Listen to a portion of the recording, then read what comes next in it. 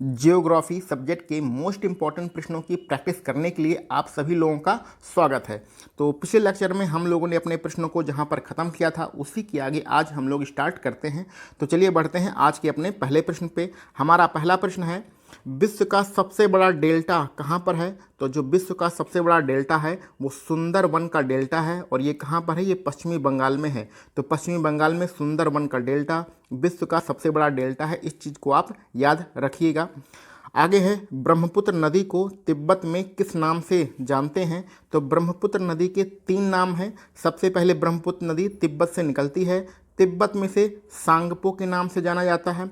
यह ब्रह्मपुत्र नदी भारत में अरुणाचल प्रदेश में प्रवेश करती है और अरुणाचल प्रदेश में इसी ब्रह्मपुत्र नदी को दिहांग के नाम से जाना जाता है। और अरुणाचल प्रदेश के आगे जब ये असम में प्रवेश करती है तो असम में इसका नाम ब्रह्मपुत्र हो जाता है। तो ब्रह्मपुत्र के बारे में 3 चीज़ें याद रखिएगा। ब्रह्मपुत्र नदी तिब्बत से निकलती है, तिब्बत में इसका नाम सांगपो है। यह भारत में अरुणाचल प्रदेश से प्रवेश करती है, अरुणाचल प्रदेश में इसका नाम दिहांग है। और अरुणाचल प्रदेश के आगे जब ये असम में बहती है तब इसका नाम ब्रह्मपुत्र हो जाता है।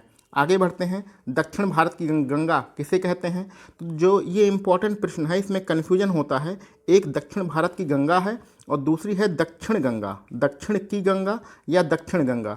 तो दोनों में कन्फ्यूज मत होइएगा। दक्षिण भारत की गंगा जो है वो कावेरी नदी को कहते हैं। कावेरी नदी दक्षिण भारत की गंगा है। और वृद्ध गंगा या फिर दक्षिण की गंगा किसे कहा जाता है? वो गोदावरी नदी को कहा जाता है। और ये गोदावरी नदी कहाँ से निकलती है? ये महाराष्ट्र से निकलती है। आगे एक ऊपर हमारा प्रश्न अभी छोटा हुआ है, प्रायद्वीपीय भारत की सबसे लंबी नदी कौन सी है? तो प्रायद्वीपीय भारत या दक्षिण भारत जिसे हम लोग कह सकते हैं, उसकी सबसे लंबी नदी गोदावरी नदी है। और दूसरी सबसे लंबी नदी कौन सी है? तो दूसरे नंबर पे कृष्णा है। तो प्रायद्वीपीय भारत की सबसे लंबी नदी गोदावरी नदी है। गोदावरी नदी को ही दक्षिण की गंगा या वृद्ध गंगा के नाम से जाना जाता है। और यह गोदावरी नदी कहाँ से निकलती है? यह गोदावरी नदी महाराष्ट्र के नासिक से निकलती है। आपसे यहाँ पर यह भी पूछा जा सकता है कि महाराष्ट्र के नासिक के किस पर्वत से गोदावरी नदी निकलती है? तो ये त्र्यंबकेश्वर पर्वत से हमारी गोदावरी नदी निकलती है। इसके बारे में याद रखिएगा, इसे दक्षिण गंगा कहते हैं। ठीक है। और दक्षिण भारत की गंगा किसे कहते हैं? दक्षिण भारत की गंगा कावेरी नदी को कहते हैं। इन दोनों में आप कंफ्यूज मत होइएगा, ये बार बार आपसे क्वेश्चन पूछे जाते हैं।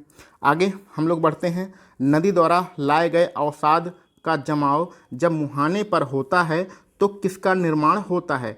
तो नदियों द्वारा जो अवसाद लाया जाता है जब वह मुहाने पर जमा हो जाता है तो डेल्टा का निर्माण होता है। और डेल्टा की आकृति कैसी होती है? जो डेल्टा की आकृति होती है वो त्रिभुजाकार होती है। जो नदियाँ डेल्टा नहीं बनाती हैं उनके मुहाने को क्या कहते हैं? तो जो नदियाँ डेल्टा नहीं बनाती हैं उनके मुहाने को एस्चुरी कहते हैं या ज्वार नद मुख कहते हैं। तो ज्वार नद मुख या एस्चुरी कहते हैं जो डेल्टा नहीं बनाती हैं। यहाँ पर एक छोटा सा फिगर बना के आपको समझा देते हैं। मान लेते हैं ये नदी, यहाँ पर हमारा समुद्र है, ये हमारा क्या है? समुद्र है।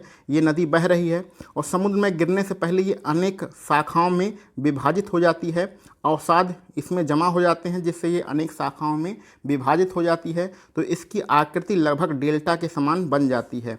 तो ये डेल्टा कहलाता है। ठीक है। तो इस प्रकार की नदियों के उदाहरण कौन से हैं? आपका गंगा है, यमुना, यमुना तो इस गंगा की सहायक नदी है। गंगा है, गोदावरी है, कृष्णा है, कावेरी है, इस डेल्टा के उदाहरण है। और दूसरे प्रकार की नदी कौन सी होती है? मान लेते हैं ये हमारा समुद्र है, समुद्र में नदी को गिरना है और ये नदी आ रही है, सीधे इस समुद्र में गिर जाती है।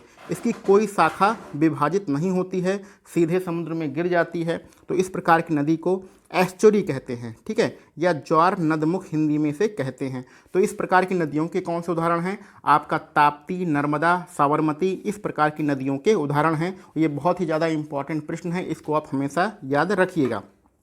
आगे बढ़ते हैं, पश्चिम की ओर बहने वाली नदी कौन सी है जो डेल्टा नहीं बनाती है? तो पश्चिम की ओर बहने वाली नदी जो डेल्टा नहीं बनाती है, अब याद रखिएगा, जो डेल्टा नहीं बनाएंगी तो वो क्या बनाएंगी? एस्चुरी या ज्वार नदमुख बनाएंगी। तो कौन सी नदियां हैं? नर्मदा और ताप्ती। नर्मदा, ताप्ती और साबरमती ये नदियां डेल्टा नहीं बनाती हैं, ये एस्चुरी और ज्वार नदमुख बनाती है। और सबसे बड़ी बात है कि ये पूरब से पश्चिम की ओर बहती है, इस तरफ बहती है, यानी कि अरब सागर में जाके ये गिरती हैं। आगे बढ़ते हैं, नर्मदा नदी का उद्गम स्थान कौन सा है? तो नर्मदा नदी कहाँ से निकलती है? अमरकंटक के पठार से निकलती है, और ये अमरकंटक का पठार कहाँ पर है? मध्य प्रदेश में है।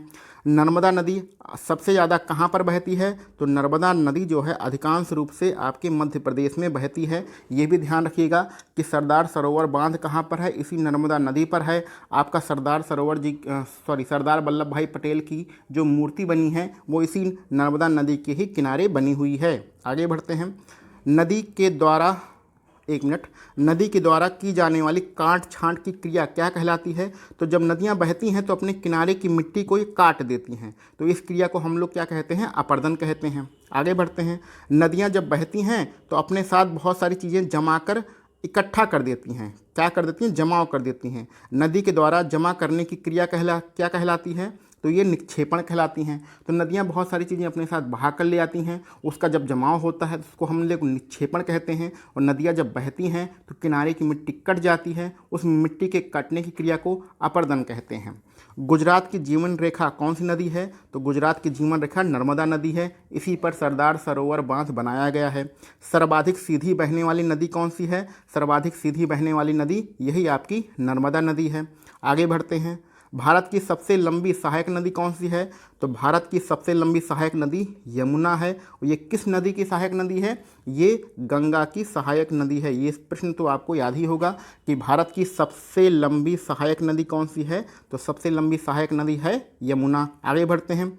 भारत में सबसे बड़ा नदी बेसिन कौन सी नदी बनाती है? तो भारत में सबसे बड़ा नदी बेसिन यही भारत की सबसे लंबी नदी गंगा बनाती है। आगे बढ़ते हैं। असम का शोक किसे कहते हैं? तो असम का शोक ब्रह्मपुत्र नदी को कहते हैं। बंगाल का शोक किसे कहते हैं? तो बंगाल का शोक दामोदर नदी को कहते हैं। और बिहार का शोक किसे कहते हैं? बिहार का शोक कोसी नदी को कहते हैं। इस चीज़ को भी आप ध्यान में रखिएगा। आगे बढ़ते हैं। भारत की सबसे लंबी नहर कौन सी है? तो जो भारत की सबसे लंबी नहर है उसका नाम है इंदिरा गांधी नहर, और ये राजस्थान से ही मुख्य रूप से होकर बहती है। इसलिए इसे राजस्थान नहर के ही नाम से जानते हैं। राजस्थान, हरियाणा, पंजाब, इन आसपास के सारे राज्यों की जो सिंचाई होती है वो इंदिरा गांधी नहर के ही माध्यम से होती है, और इसके सबसे लंबा विस्तार राजस्थान में है, इसलिए इसे राजस्थान नहर के भी नाम से जानते हैं। भारत की सबसे बड़ी कृत्रिम झील कौन सी है? तो भारत की सबसे बड़ी कृत्रिम झील गोविंद बल्लभ पंत सागर झील है, जो कि उत्तर प्रदेश में है। अब यहाँ पर कुछ अध्ययन से संबंधित हमारे प्रश्न हैं, और ये बहुत ही इंपॉर्टेंट होते हैं। कम से कम 30-40 अध्ययन से संबंधित जो चीज़ें होती हैं उसको आप याद रख लीजिएगा। यहाँ पर 3 चीज़ ही दिया गया है। मिट्टी का अध्ययन क्या कहलाता है? जो मिट्टी का अध्ययन होता है उसको पेडोलॉजी कहते हैं। झीलों का अध्ययन क्या कहलाता है? झीलों का जो अध्ययन होता है उसको लिम्नोलॉजी कहते हैं। लिम्नोलॉजी झीलों का अध्ययन कहलाता है। चट्टानों का अध्ययन क्या कहलाता है? तो चट्टानों का अध्ययन पेट्रोलॉजी कहलाता है। इसके अलावा बहुत सारी चीज़ें हैं, गुफाओं का अध्ययन, कवक का अध्ययन, शैवाल का अध्ययन, इन सारी चीज़ों को भी आप याद रखिएगा। सर्वाधिक उपजाऊ और सर्वाधिक मात्रा में पाई जाने वाली मिट्टी कौन सी है? तो भारत में सबसे अधिक मात्रा में पाई जाने वाली मिट्टी जलोढ़ मिट्टी है, जिसको हम लोग दोमट मिट्टी भी कहते हैं। दोनों एक ही हैं, ये दोनों के एक ही मिट्टी के दो नाम हैं, जलोढ़ मिट्टी या दोमट मिट्टी। ये भारत में सर्वाधिक मात्रा में पाई जाती है, और ये सबसे ज़्यादा उपजाऊ भी होती है। आपकी गेहूं की जो फसल होती है वो इसी दोमट मिट्टी में ही होती है। अब ध्यान रखिएगा, ये जलोढ़ मिट्टी 2 प्रकार की होती है। एक होता है खादर और दूसरा होता है बांगर। अब यहाँ पर कौन नई जलोढ़ मिट्टी होती है, कौन पुरानी जलोढ़ मिट्टी होती है, इसमें हम लोग बार बार कंफ्यूज हो जाते हैं। तो ये ध्यान दीजिएगा, जो पुरानी मतलब होता है बेकार, बांगर मतलब होता है बेकार। ऐसा समझ लीजिए, याद कर लीजिए कि बांगर का मतलब बेकार कौन सी चीज़ होती है? जो पुरानी होती है, यानी पुरानी जलोढ़ मिट्टी को बांगर कहते हैं। जो नई जलोढ़ मिट्टी होगी, नई मतलब अच्छी चीज़ें, खाने वाली चीज़ें, तो वो कैसी होंगी? खाने वाली, यानी कि खादर। तो नवीन जलोढ़ मिट्टी को खादर कहते हैं, पुरानी जलोढ़ मिट्टी को बांगर कहते हैं। आगे बढ़ते हैं। कपास की खेती के लिए काली मिट्टी सबसे उत्तम होती है। ये एक आपको डाटा दिया गया है कि कपास की खेती सबसे अच्छी कहाँ पर होती है? काली मिट्टी में होती है। और इस काली मिट्टी को क्या कहते हैं? काली मिट्टी को ही हम लोग रेगुर मिट्टी के नाम से जानते हैं। आगे बढ़ते हैं, काली मिट्टी सर्वाधिक मात्रा में कहाँ पाई जाती है? तो काली मिट्टी सर्वाधिक मात्रा में महाराष्ट्र में पाई जाती है। अब यहाँ पर एक कॉमन सेंस आप समझ सकते हैं कि महाराष्ट्र में सबसे ज़्यादा मात्रा में कौन सी मिट्टी पाई जाती है? काली मिट्टी पाई जाती है। काली मिट्टी का दूसरा नाम क्या है? रेगुर मिट्टी है। काली मिट्टी में कौन सी फसल होती है? कपास की फसल होती है। इसीलिए, और कपास से बनाया क्या जाता है? सूती वस्त्र बनाया जाता है। इसलिए महाराष्ट्र में सूती वस्त्र की सबसे ज़्यादा मिलें हैं, यानी सूती कपड़ा सबसे ज़्यादा कहाँ बनाया जाता है? महाराष्ट्र में ही बनाया जाता है। आगे बढ़ते हैं, लौह ऑक्साइड की अधिकता के कारण लाल मिट्टी का रंग किस प्रकार का हो जाता है? तो स्वाभाविक सी बात है, जो लाल मिट्टी होती है उसका रंग कैसा होता है? उसका रंग लाल होता है। ये तो नॉर्मल सी बात है। अब यहाँ पर आपसे पूछा जाएगा कि लाल रंग क्यों होता है? क्योंकि इसमें लौह ऑक्साइड पाया जाता है। तो लाल मिट्टी का रंग कैसा होता है? लाल होता है। क्यों होता है? क्योंकि इसमें लौह ऑक्साइड पाया जाता है। चलिए आगे बढ़ते हैं, चाय की खेती के लिए कौन सी मिट्टी सबसे ज़्यादा उपयोगी होती है? तो चाय की जो खेती होती है उसके लिए लैटेराइट मिट्टी सबसे ज़्यादा उपयोगी होती है। यहाँ पर जो डाटा दिया गया है उसी डाटा के आधार पे हम लोग अपना प्रश्न बना लेंगे। चाय की खेती किस मिट्टी में होती है? तो चाय की खेती लैटेराइट मिट्टी में होती है। अब हमारा दूसरा प्रश्न बनता है कि लैटेराइट मिट्टी में कौन सा तत्व पाया जाता है? तो लैटेराइट मिट्टी में आयरन और सिलिका पाया जाता है। आयरन और सिलिका किस मिट्टी में पाया जाता है? लैटेराइट मिट्टी में पाया जाता है। लैटेराइट मिट्टी में कौन सी खेती होती है? लैटेराइट मिट्टी में चाय की खेती होती है। तो ये आज के हमारे महत्वपूर्ण प्रश्न थे। इसको आप एक बार देख लीजिएगा वीडियो को, आपको सारे प्रश्न याद हो जाएंगे। अगर आपको प्रश्न एक दो बार वीडियो को आप देख लेते हैं तो ये सारे प्रश्न आपको रट जाएंगे और यही प्रश्न आपको बार बार एग्ज़ाम में पूछे जाते हैं। हम लोग छोटी वीडियो इसलिए बनाते हैं क्योंकि आप उसको याद कर सकें, रट सकें। बड़ी वीडियो बनाने से उसको बड़ी वीडियो में लोग बोर हो जाते हैं, देख नहीं पाते हैं, इसलिए हम लोग बड़ी वीडियो नहीं बनाते हैं। तो चलिए मिलते हैं हम लोग अपने अगले किसी लेक्चर में। आप सभी लोगों को वीडियो देखने के लिए बहुत बहुत धन्यवाद।